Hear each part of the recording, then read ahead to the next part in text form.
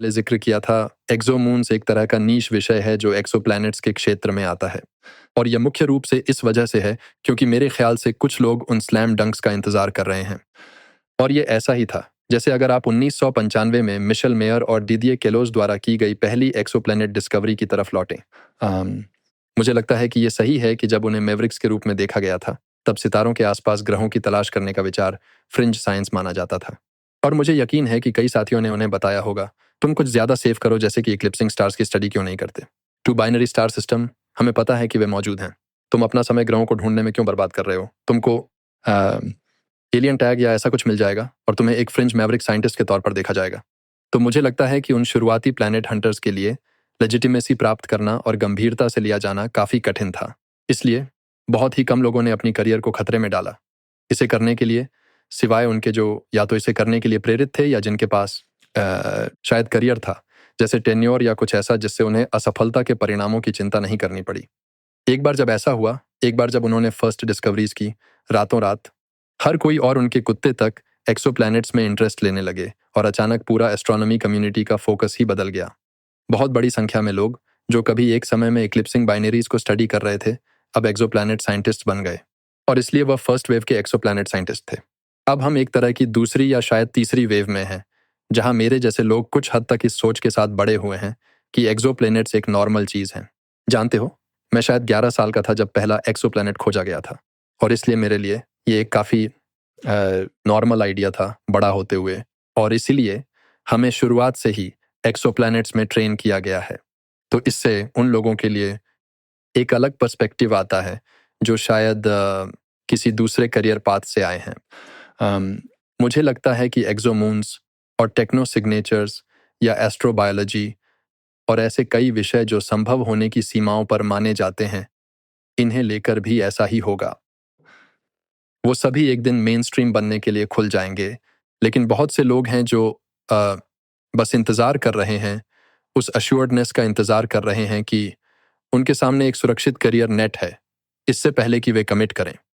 मुझे ये लगता है कि एक्सोमून्स दरवाजे को एलियंस के लिए और भी ज़्यादा खोलते हैं, या पहली बार इस दरवाजे को खोलते हैं। तो ज़्यादा गंभीरता से एकेडमिकली पढ़ाई करते हुए, और ठीक है चलिए देखते हैं, जैसे एलियन वर्ल्ड्स। मुझे लगता है कि एलियन लाइफ के बारे में बात करना, चाहे वो मार्स पर हो या उसकी मून्स पर, अभी भी थोड़ा फ्रिंज माना जाता है। आप थोड़ा ऐसा फील करते हो जैसे ये अच्छा होगा, लेकिन एक लिविंग ऑर्गेनिज्म की खोज करने की पहली बार की कल्पना करें, ये बदलने वाला है। और फिर हर कोई बेवकूफ़ लगेगा क्योंकि उन्होंने इस पर ध्यान नहीं दिया था। चूंकि चीज़ों के होने की संभावना है, तो ये मुमकिन है कि ये सुपर बोरिंग हो सकता है। ये शायद बहुत बोरिंग बैक्टीरिया हो सकता है, लेकिन कहीं और जीवन का अस्तित्व भी। हाँ, इससे सब कुछ बदल जाता है। इसका मतलब है कि जीवन हर जगह है। हाँ, अगर आपको अब पता होता कि 5 साल 10 साल में कहीं और पहली जिंदगी का पता चलेगा, और आपको ये पहले से ही पता होता, तो इससे श्योरली आपके पूरे करियर को देखने के तरीके पर असर पड़ता। विशेष रूप से अगर आप एस्ट्रोनॉमी में जूनियर हैं, तो आप ज़रूर सोचेंगे, अच्छा, ये तो साफ दिख रहा है कि मुझे अपनी क्लासेस, ट्रेनिंग और एजुकेशन को इसी दिशा में डेडिकेट करना होगा। सभी न्यू टेक्स्ट बुक्स और सभी, ठीक है, मैं सोचता हूँ कि हेजिंग में बहुत अच्छी वैल्यू है, जैसे कि थोड़ा समय एलोकेट करना उस पॉसिबिलिटी के लिए जो जिस तरह की डिस्कवरीज हमें अगले कुछ दशकों में मिल सकती हैं। ऐसा लगता है कि हम बहुत अच्छे डेटा पाने के कगार पर हैं, और हमारे पास ऐसे बेटर टूल्स होंगे जो उस डेटा को प्रोसेस कर सकेंगे। बस ऐसी डिस्कवरीज की लगातार बढ़ोतरी होगी जो नए रास्ते खोलेंगी, लेकिन एक स्लैम डंक ये मिलना बहुत मुश्किल लगता है। हाँ, हम में से कई लोग इसे लेकर उम्मीद लगाए बैठे हैं, मतलब हम पहले ही कुछ हद तक इसे देख रहे हैं, जैसे वीनस और फॉस्फीन इंसिडेंट। लेकिन हम इसे पहले भी देख चुके हैं, जब बिल क्लिंटन व्हाइट हाउस के लॉन पर बैठकर मार्स से लाइफ के बारे में अनाउंस कर रहे थे। जरूर कुछ गलत क्लेम्स होंगे, या कम से कम ऐसे क्लेम्स होंगे जो कुछ हद तक एम्बिगुअस होंगे। ये जरूर होगा कि कोई हाई प्रोफाइल जर्नल जैसे नेचर या साइंस एक दिन ऐसा पेपर पब्लिश करेगा जिसमें लिखा होगा कि ट्रैपिस्ट एक या किसी और प्लैनेट पर बायोसिग्नेचर मिला है या कुछ ऐसा ही, और फिर सालों तक लिटरेचर में बैक एंड फोर्थ होगा। और ये भले ही फ्रस्ट्रेटिंग लगे, लेकिन यही साइंस का तरीका है। ये साइंस का मैकेनिज्म है, जहां लोग रिजल्ट्स को इंटेंस स्केप्टिसिज्म के साथ जांचते हैं। ये एक क्रूसिबल की तरह है, आप सारी इरेलीवेंट चीज़ों को हटा देते हैं जब तक कि सच्चाई न बची हो, और आखिर में आपके पास यही नतीजा बचता है जो ये तय करता है कि हम बायो सिग्नेचर्स पर विश्वास करते हैं या नहीं। तो इसमें बिना किसी शक के बहुत सारी कंट्रोवर्सी, डिबेट और आर्ग्यूमेंट होगी। हमें बस इसे एंटिसिपेट करना है। और इसलिए मुझे लगता है आपको बेसिकली कुछ हद तक एकेडमिकली थिक स्किन रखना पड़ता है उस दुनिया में जाने के लिए।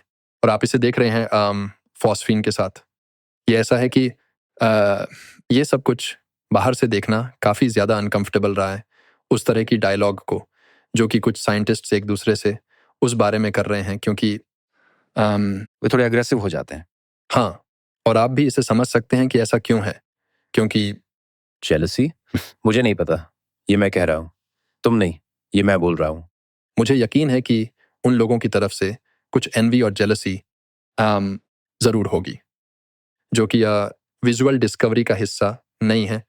लेकिन वैसे भी किसी भी केस में पर्टिकुलर लोगों को वीनस से जुड़े हुए अकेला छोड़ दें।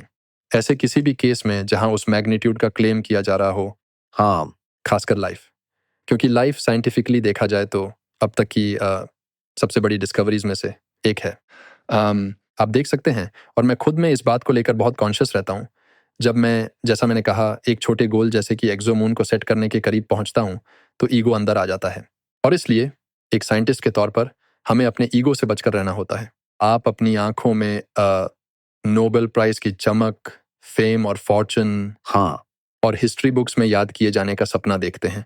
और हम सब, मैं अपनी ट्रेनिंग में न्यूटन और आइंस्टाइन के बारे में सीखते हुए बड़ा हुआ, जो इस फील्ड के जायंट्स थे, जैसे फाइनमैन और मैक्सवेल। और आपको ये आइडिया मिलता है कि ये इंडिविजुअल कॉन्ट्रीब्यूशंस हमेशा के लिए इमॉर्टलाइज्ड हो जाते हैं। और यही चीज़ बहुत आकर्षक है। इसी वजह से हम में से कई लोग, जिनके पास बैंकिंग में जाने जैसी स्किल सेट थी, उन्होंने फैसला किया कि दरअसल ऐसा कुछ करना जिससे हमें अमर होने का एहसास हो और जो सोसाइटी में परमानेंटली कंट्रीब्यूट करे, वो फाइनेंशियल रिवॉर्ड से ज़्यादा अट्रैक्टिव है, जो मेरे स्किल्स को कहीं और अप्लाई करने से मिल सकता था। तो किसी हद तक वो ईगो एक फ़ायदा हो सकता है, क्योंकि ये हमारे फील्ड में स्किलफुल लोग लाता है जो अदरवाइज कहीं और पैसों के लिए आकर्षित हो सकते थे। लेकिन दूसरी तरफ, जब आप नोबेल प्राइज़ के करीब पहुंचते हैं, या फिर अगर आपको लगता है कि आप कुछ बड़ा देखने के करीब हैं, तो आप अपनी ऑब्जेक्टिविटी खो सकते हैं। ऐसा ही एक बहुत फेमस एग्जाम्पल बर्नार्ड स्टार है। वह एक ग्रह था जो पीटर वैन डी कैंप ने दावा किया था। मुझे लगता है कि यह 1978-1969 में था, और उस समय यह पहला एक्सोप्लैनेट होगा जिसे क्लेम किया गया होता। और उसे उसे यकीन हो गया था कि यह प्लैनेट वहाँ है। वह दरअसल वॉबलिंग स्टार मेथड यूज़ कर रहा था, लेकिन इस एक्सोप्लैनेट का दावा करने के लिए तारों की पोजीशंस यूज़ कर रहा था। आखिरकार पता चला कि यह प्लैनेट वहाँ नहीं था। बाद में की गए एनालिसिस, जो डायनामिसिस्ट्स और थियोरिस्ट्स ने किए और जिन्होंने इंस्ट्रूमेंटल डेटा को देखा, ने लगभग यूनैनिमसली ये साबित किया कि इस प्लैनेट का वहाँ होना असंभव था। लेकिन पीटर वैन डर कैंप ने जोर देकर कहा कि वो वहाँ था, हालांकि उसके खिलाफ बढ़ते हुए ओवरवेलमिंग एविडेंस के बावजूद। और जिस दिन तक उनकी मौत हुई, जो कि मुझे लगता है 90 के दशक के शुरुआत में थी, वह अभी भी ये जिद कर रहे थे कि यह प्लैनेट मौजूद था, जब हम पहले असली एक्सोप्लैनेट डिस्कवरीज करना शुरू कर रहे थे। और उस समय भी मुझे लगता है कि हबल ने उस स्टार को देखा था और उसने पूरी तरह से किसी भी पॉसिबिलिटी को नकार दिया था जो वह बात कर रहा था। ये एक प्रॉब्लम है। एक साइंटिस्ट के तौर पर आप कैसे उस पॉइंट पर पहुंचते हैं जहां आप किसी भी और चीज़ को एक्सेप्ट नहीं कर पाते, क्योंकि ये फेम के सपने के साथ शुरू होता है और फिर ये एक स्टबन रिफ्यूजल में ख़त्म होता है कि कभी पीछे नहीं हटना है। बिल्कुल। इसका उल्टा ये है कि कभी-कभी आपको उस चीज़ की ज़रूरत होती है ताकि आपके पास वो ताकत हो जो पूरे साइंटिफिक कम्युनिटी के खिलाफ अपने विश्वास को बनाए रखने के लिए चाहिए, जो आपके बिलीफ्स का विरोध करती है। और इसलिए ये एक डबल एज्ड स्वॉर्ड है। ऐसा हो सकता है, लेकिन मेरा मानना है कि यहाँ डिस्टिंक्शन एविडेंस में है। हाँ, तो इस केस में कि जो एविडेंस था वो इतना ओवरवेलमिंग था कि ये सच में इंटरप्रिटेशन का सवाल नहीं था, वो सच में था। आप इस स्टार को उसी स्टार के साथ देखेंगे, लेकिन शायद 10 या 100 गुना ज़्यादा प्रिसीजन के साथ, लंबे समय तक। और इस समय कोई शक नहीं था कि यह प्लैनेट एक मिराज था। इसलिए बहुत ध्यान रखना पड़ता है। मैं हमेशा कहता हूँ, कभी ये मत बोलो कि मेरी वाइफ या मेरी डॉटर के नाम पर इस प्लैनेट का नाम रख दो जो तुमने डिस्कवर किया है। और मैं कभी भी तुम्हारे नाम पर कोई ग्रह नहीं रख सकता, क्योंकि मैं अब और ऑब्जेक्टिव नहीं रह पाऊंगा।